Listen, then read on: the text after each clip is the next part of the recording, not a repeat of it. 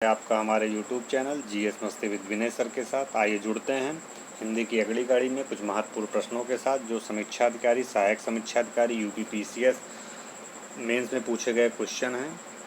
आइए उनकी व्याख्या देखते हैं। जिसे जानने की इच्छा है के लिए एक शब्द है, ज्ञानार्थी होगा, जिज्ञास होगा, जिगीस होगा, जिजीविषु होगा। जो जानने की इच्छा रखता है जिज्ञासु कहते हैं।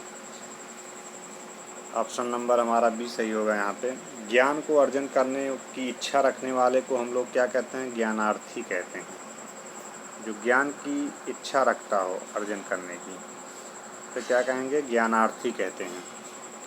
तथा किसी पर विजय पाने की इच्छा मैं बता चुका हूँ, जिगीष कहलाता है।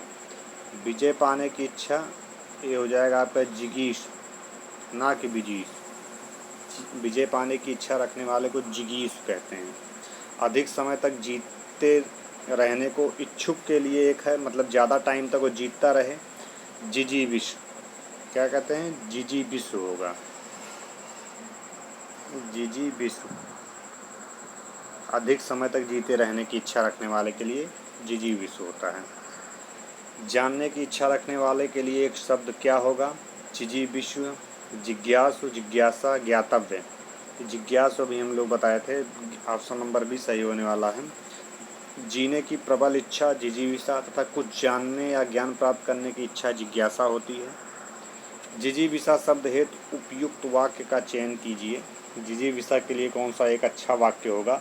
जानने की इच्छा रखने वाला, जानने की इच्छा, जीने की इच्छा, जीतने की इच्छा। तो जो जीने की इच्छा रखता हो उसे जिजीविषा कहते हैं। क्या कहते हैं? ये जिजीविषा, जिजीविषा कहते हैं जो जीने की इच्छा रखता हो। दूसरे के दोष खोजने वाले के लिए एक शब्द है जो दूसरे का दोष खोजता हो, छिद्रान्वेषी कहते हैं उसे। क्या कहते हैं? छिद्रान्वेषी।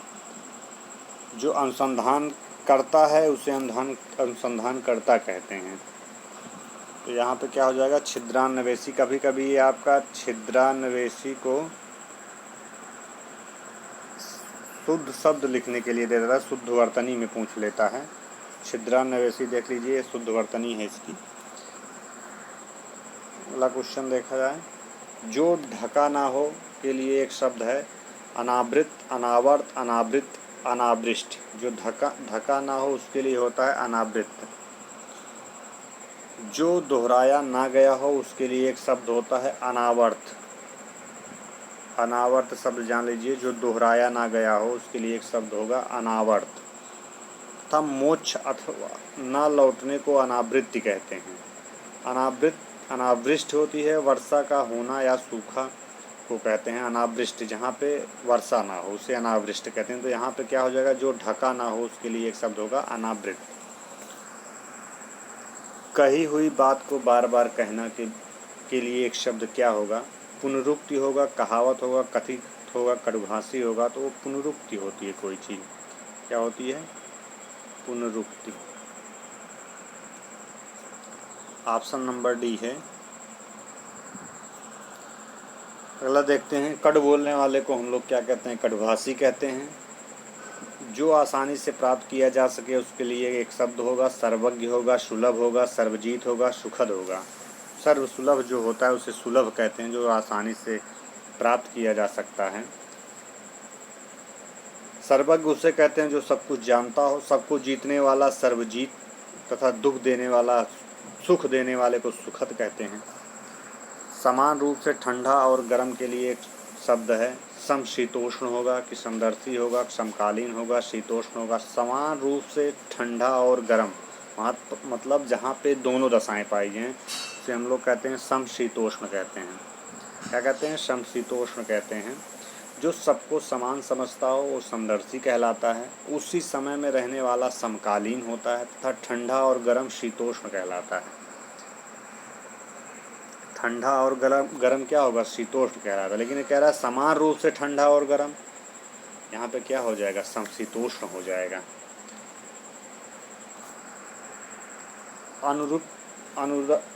अनुत्तरित शब्द के लिए कौन सा वाक्य सही है? जो अनुत्तरित, जिसका उत्तर दिया गया हो, जिसका उत्तर ना दिया गया हो, जिसके अंदर अर्थ भरा हो, जो आलोचक के योग्य हो, उसके लिए हुआ होता है जिसका उत्तर ना दिया गया हो उसे क्या कहते हैं? अनुत्तरित कहते हैं। आइए और देखते हैं। अपने मत को मानने वाले के लिए कौन सा शब्द सही है? स्वेच्छाचारी, स्वस्व, आत्माभिमत, मतानुयायी। इसे बोलते हैं आत्माभिमत बोलते हैं, अपने मत को मानने वाले को। आत्माभिमत शब्द सही है। अपनी इच्छा के अनुसार आचरण करने वाला स्वेच्छाचारी होगा।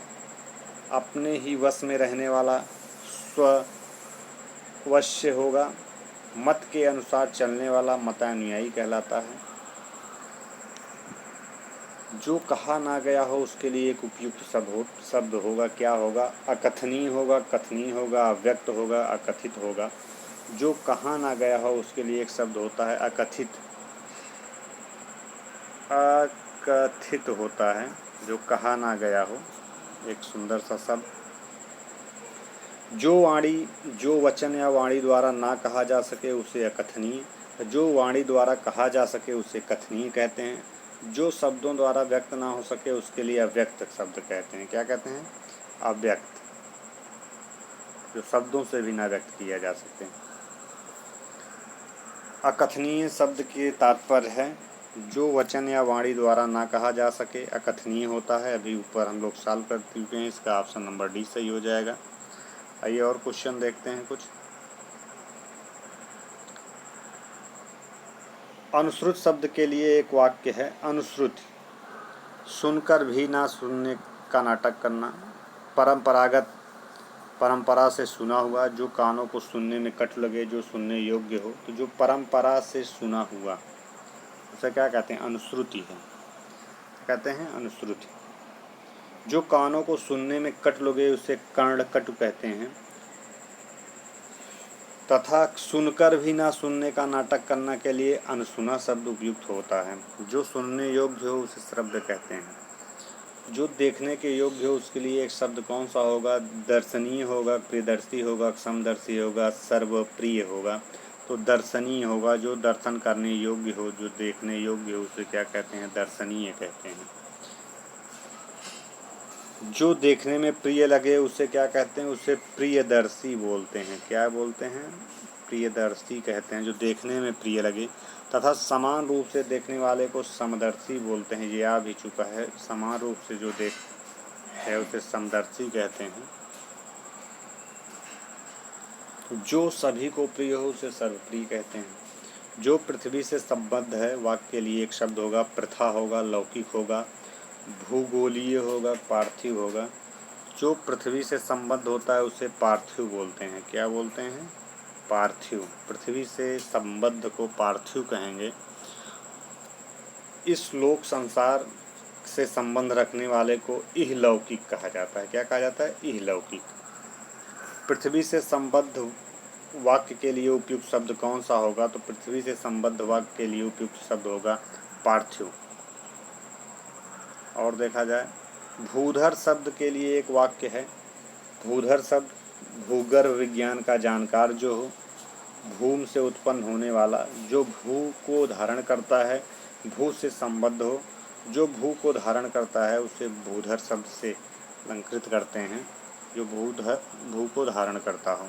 जो पहले था पर अब नहीं है के लिए एक शब्द है पूर्वज, अंत्यज, भूतपूर्व, अनागत। जो पहले था अब नहीं है वो भूतपूर्व होता है। जो पहले जन्मा हो पूर्वज, तथा जिसे अंतिम वर्ण में जन्म लिया हो उसे अंत्यज कहते हैं। अंतिम वर्ण में जन्म लेना अंत्यज कहलाता है। क्या कहलाता है? अंत्यज। जो कठिनाई से मिलता है उसके लिए एक शब्द है दुर्लभ, अलब्ध, अप्राप्य, अनुलब्ध। जो कठिनाई से मिले उसे क्या कहेंगे? दुर्लभ कहेंगे। जिससे लाभ ना प्राप्त हो अलभ्य कहलाता है। जिससे प्राप्त ना किया जा सके अप्राप्य कहलाता है। जो उपलब्ध ना हो उसे अनुपलब्ध कहते हैं। जो कठिनाई से समझने योग्य है उसके लिए कौन सा शब्द होगा? अगम होगा, क्लिष्ट होगा, दुर्बोध होगा, दुर्गम होगा। तो वो दुर्बोध हो जाएगा। जो कठिनाई से समझने लायक ना हो, समझने योग्य ना हो, वो दुर्बोध कहलाता है। जो कठिन हो उसके लिए हम लोग क्या कहते हैं? क्लिष्ट कहते हैं। अगर कठिन दे देता, जो कठिन हो वो क्लिष्ट होगा, लेकिन ये कठिनाई से समझने का बात कर रहा है, ये दुर्बोध हो जाएगा। अगला देखते हैं, जिस रास्ते पर जाना कठिन हो उसके लिए एक शब्द है दुर्गम। जो आँखों से परे है के लिए एक शब्द होगा प्रत्यक्ष होगा, परोक्ष होगा, प्रियदर्शी होगा, द्रष्टव्य होगा। तो जो आँखों से परे है उसके लिए एक शब्द हमारा हो जाएगा परोक्ष।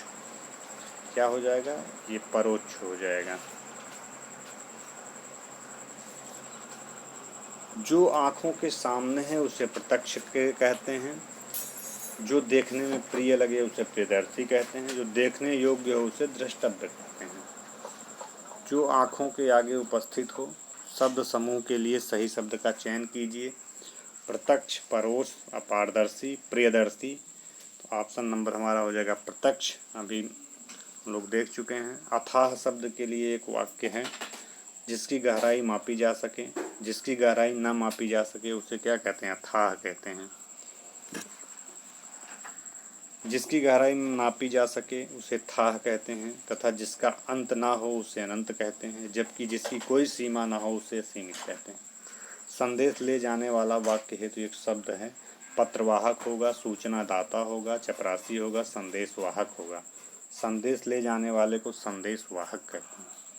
ऑप्शन नंबर डी यहाँ पे सही होने वाला है। संदेश ले जाने वाले के लिए संदेशवाहक, पत्र को ले जाने वाला पत्रवाहक होता है। पत्र ले जाने वाला पत्रवाहक होगा। सूचना देने वाला सूचनादाता कहलाता है। चपरासी या अनुचर किसी संगठन या संस्थान कार्यालय में होते हैं, जो संदेश के अतिरिक्त अन्य महत्वपूर्ण कार्य करते हैं। मित्रों, यह कुछ महत्वपूर्ण क्वेश्चन थे। यदि यह वीडियो अच्छा लगा हो इसे शेयर और सब्सक्राइब करिए। मिलते हैं अपना दूसरे वाले वीडियो में। तब तक के लिए धन्यवाद मित्रों।